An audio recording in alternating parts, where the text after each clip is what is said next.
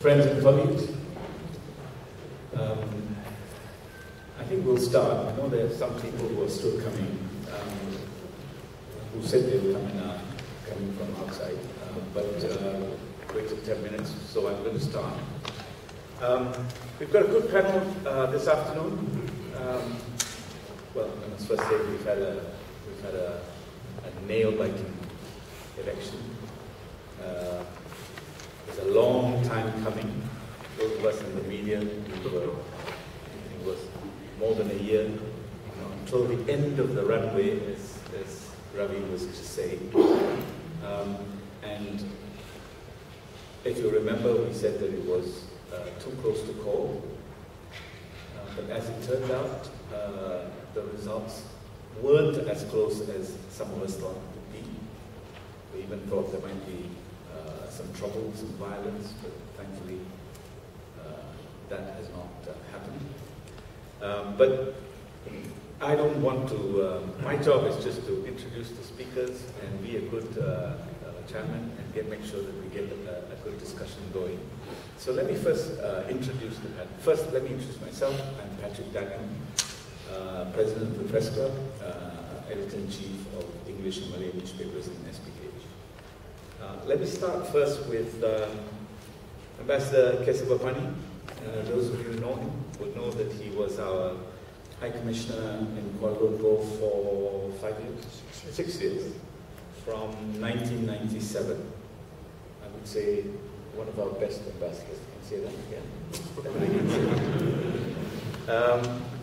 Returned to Singapore in 2003 and then was Director of the Institute of Southeast Asian Studies for a long time, until last year. A career diplomat, 33 years in the service, around there. Yeah. You're not that young, so yeah, 33 years. And he served in Jakarta, Moscow, London. Was also the Singapore ambassador to the UN in Geneva and also our permanent in the WTO. Currently, he's Singapore's ambassador to Jordan, based here, and also a governor with the Singapore International Foundation. Thank you for joining us. Joseph Liao, to my left, is Professor of Comparative and International Politics at the S. Rajaratnam School of International Studies at NTU, Nanyang Technological University, and he's also the Associate Dean there. His research interests are in the field of Muslim politics and civil society in Southeast Asia, and international politics of East Asia as well. He's author and editor of 11 books and monographs, so he's written quite widely. And in addition to his scholarly works, he writes for us. He writes for newspapers, so he's a well-known writer. Then on my left is Ravi Velo, who coordinated our coverage in the Straits Times of the election. We had, I think, 18 people out in the field in all states. And Ravi did a super job coordinating our coverage. He's foreign editor of the Straits Times, also 34 years, I think, in journalism. He's been with AFP, Bloomberg, and then he was with us first, then joined Bloomberg, then we poached him back, so he's now with us. And we have Remy Ahmad, who was a former bureau chief in Kuala Lumpur for Straits Times. Now is Assistant Foreign Editor of the Straits Times. Has also worked with Berita Harian, with Reuters, and then came back to join us. Very well versed in Malaysian politics and has excellent ground contacts across the political spectrum in Kuala Lumpur. So we've got a good team. So what I'm going to do now is I'm going to ask Joseph to maybe start the ball rolling. Maybe spend about 5 to 10 minutes. Use that, all that. So we'll give each of the speakers, say about 10 minutes to make, not a long speech, but like maybe 3 or 4 main points. I hope you won't duplicate the points. And then we can have a good discussion. Yeah? Okay. Thank you, Patrick. Of course, going first gives me the advantage of being able to sort of stake the ground. Yes, and make my points first. But I'm sure we will have an interesting debate subsequently. I will just make 4 points about 4 sets of statistics which I personally find interesting, and I would like to spend most of the time talking about implications, at least from my perspective, of these statistics. Okay, so getting straight to it, the first point is the 51% popular vote that Pakatan secured, as opposed to the roughly 47% that Barisan secured. This is, of course, significant. You really can't overemphasize the significance of these statistics. All the more so because Prime Minister Najib had dished out more handouts than any Prime Minister before him, and over and above that, you have also all these allegations of electoral fraud and irregularities, this large dark cloud hanging over his head. These just make these facts just, or these, no, not facts, these scenarios just make the discrepancy even more stark. So what happens is that this, of course, leaves Najib in a pretty precarious position, and he has responded by talking about the need for reconciliation. But unfortunately, those of us who have been following the discourse that has followed after the election, especially on the part of UMNO, it's quite disturbing, certainly to me. All this talk about the Chinese tsunami and things like that, and I will get to that in a bit. So that's the first point. Second statistic is the very, very interesting statistic that speaks to the rural-urban divide. The notion that essentially in Malaysia today, 1 rural vote equates to 6 urban votes. Okay, as a result of gerrymandering over a long period of time under the BN government, and it is of course biased towards the BN, which is more popular in the countryside. Now, just to sort of bring home that point, in 2008, not 2013, 2008, BN won 112 of 139 of the smaller seats in the Federation, thus giving it a simple majority, 112, with only 18.9% of the popular vote. So in 2008, BN could secure a simple majority in Parliament by securing less than 20% of the popular vote. And the seat allocations, the boundaries did not change from 2008 to 2013, although we don't have the figures as yet for 2013, or I haven't seen it at least. Okay, this is in part a result of constitutional revisions, on the matter of constitutional provisions on the seats. In 1957, at independence, 15%, there was supposed to be a 15% difference between the smallest and the largest seat in terms of the voting population. In 1962, it was revised to 50%. In 1973, it was abolished altogether. Okay, so what are the implications of that?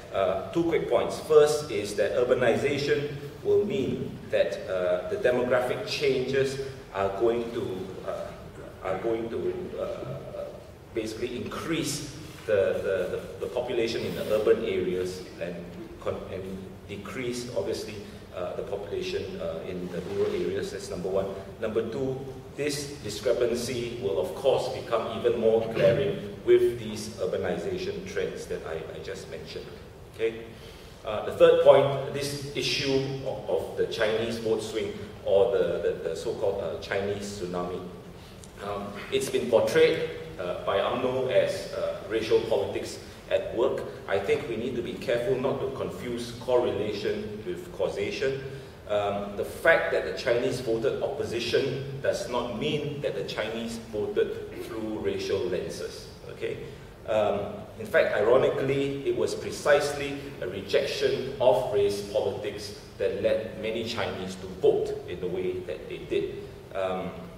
And here, I will say that UMNO was very much the guilty party as far as race politics is concerned, because they fell back on what they knew best and what had worked for them before, and that is stress the factor of race. And in particular, the fear-mongering that the Chinese or the opposition, for that matter, coming into power will mean the dilution of Malay supremacy.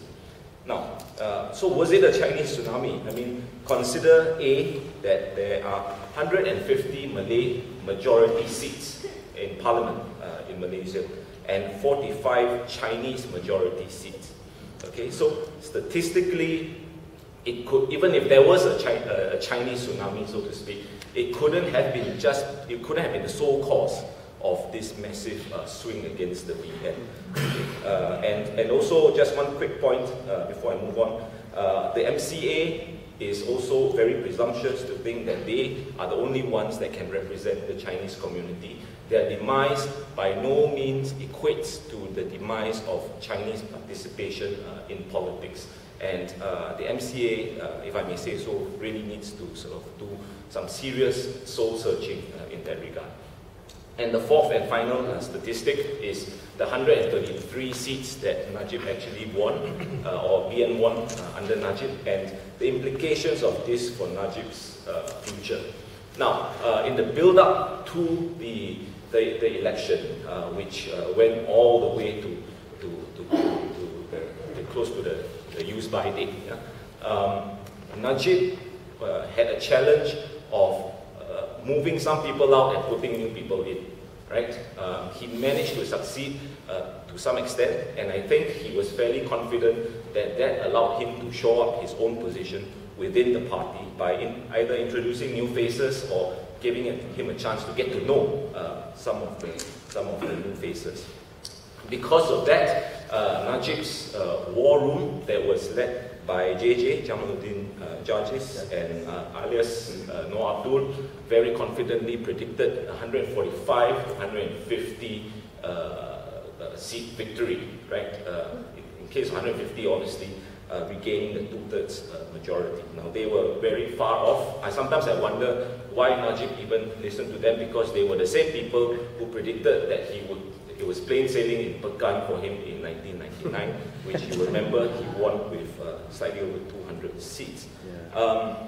Now, the Kedah victory, to my mind, will be claimed by Mahathir, Dr. M, who still wields some influence in rural UMNO divisions, and who is, I think, a bit upset that Najib took as long as he did to declare his son the candidate for Menteri Besar of Kedah. And we are starting to see Tun Daim get back into the action as well, and that, I think, will be a cause for some alarm for Najib, I think, because in UMNO, party elections, especially at the top level, relies on the endorsement of key influence peddlers, and in this case, Mahathir and Daim are certainly shaping up to be playing that role. So I wouldn't be surprised if you start to see a little bit of a media campaign, a PR campaign launched by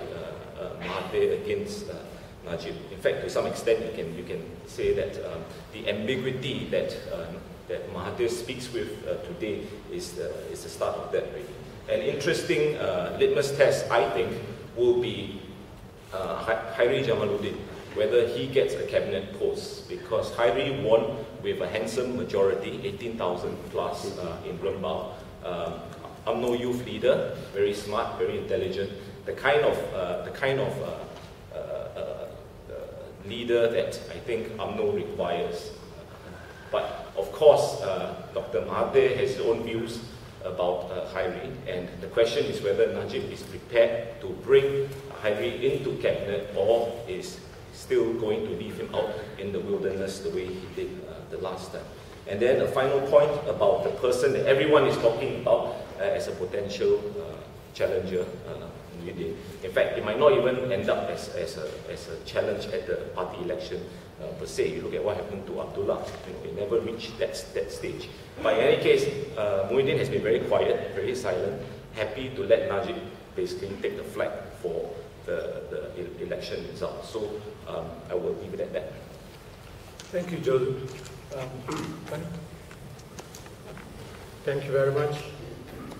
It looks like all of us have become disciples of Tommy Koh, so much so we only speak in terms of 3 points, 4 points.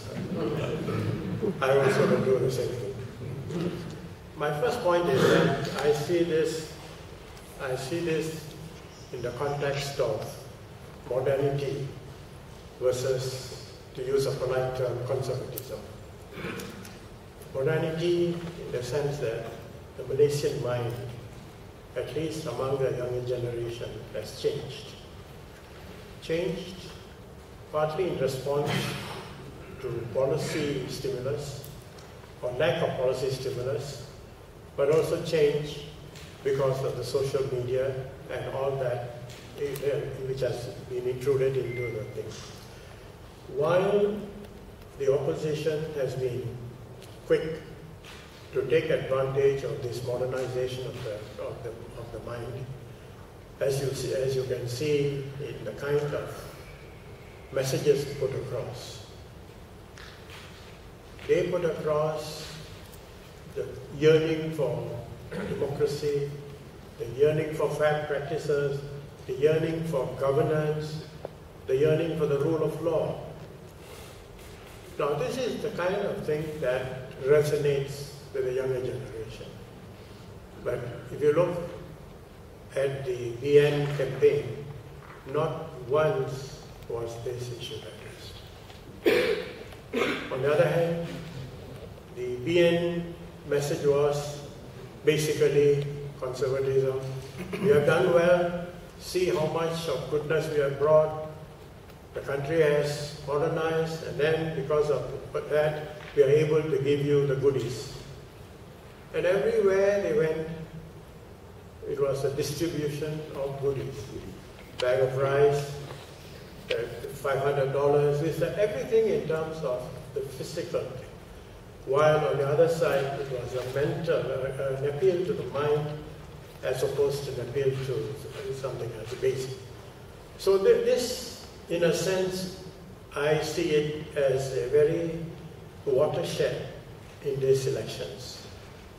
That's why Najib did everything, BRAIN, One Malaysia, you name it under the sun, he came out with programs after programs. But why did it not resonate? On the other hand, movements like Bersih just grew up like wildfire and changed the mood. So I would put that as point number one, a contest of space between modernity and conservatism. The extreme word for conservatism is feudal. Everything is done according to feudal practices. Spoils are being given out, top down, and this shows a very, very disturbing picture for the future. Secondly, politics of intimidation. Politics of intimidation goes on. You look at some of the media, Malay media, Utusan Melayu in particular, giving out speeches which will be seditious. We have the likes of Ibrahim Ali, Zulkifli, openly, sending messages which would have made any Malaysian on the other side very uncomfortable, very uncomfortable. Mahathir himself, rather than restraining, he was encouraging and ended up being the spokesperson for both Ibrahim Ali and Zulkifli. Virtually the campaign manager, but the fact that both of them lost elections shows that intimidation is no longer a route to follow. The element of fear has disappeared. 6 years ago when I was there, 10, 15 years ago when I was there, the element of fear, it was palpable, you could feel it. But it no longer is the case, no longer is the case. Especially after Hindraf. When Hindraf took to the streets, there was great fear that they would be, eaten down. But it didn't happen. And then came per se, and then so the politics of intimidation is something that will change because it no longer works. It no longer works. So the ruling party or whoever it is would have to find a new way of engaging. Thirdly, a monopolization of resources, particularly in terms of scholarships, in terms of posts. And this has been going on for the 30, 40 years. If you look at it, the majority. So I think there is a crying need for a more balanced distribution of the allocation of resources. If at all the allocation is there, then most of it goes to cronies and it remains there. And this is another grievance that the electorate as a whole has felt. It's also a question of promises not kept, particularly in the case of the Chinese schools, Malay schools, Chinese community, Malay community, Chinese and Indian communities. A lot of promises were made. Before every election, promises would be made and promptly forgotten. That's why this time, when Najib in the Hanchang school rally said, Hanchang will become a university college, this, that, and all. It didn't cut ice. Nobody believed. Because we have heard this, they have heard this many, many times. So, if a political party doesn't keep promises, then you have. But on the other hand, the opposition had nothing to promise, nothing to give, nothing to attract with. And yet their rallies were huge. They had to go on their own. They had to get water, whatever it is, and huge. But in the case of the other side, you were given money, you were given packets of rice, you were given this, that, and all. So, what does this tell you? Again, it goes back to my first point, that people are not interested in the physical goodies, they want to hear something else. And that message never came through in the rallies of the other party. Style of campaigning. Najib went about like a presidential campaigner, up and down, giving this one Malaysia message. They didn't want to have large ceramas. I don't know why. They didn't want to have large ceramas. The opposition, on the other hand, had large ceramas. So there was either they didn't want to be questioned or what. That struck me. Why they didn't have large ceramas? Instead, they went in small groups in the kampongs and this and that. And final point is that lack of trust in the electoral process. A complete lack of trust in the electoral process, and this is now seen. That's why the same movement came up 3-4 years ago, and to bring in trust back to the political electoral process. That didn't work, and we had a very messy electoral process where indelible ink becomes, delivered within a matter of hours. There was a friend of mine, Premish Chandran.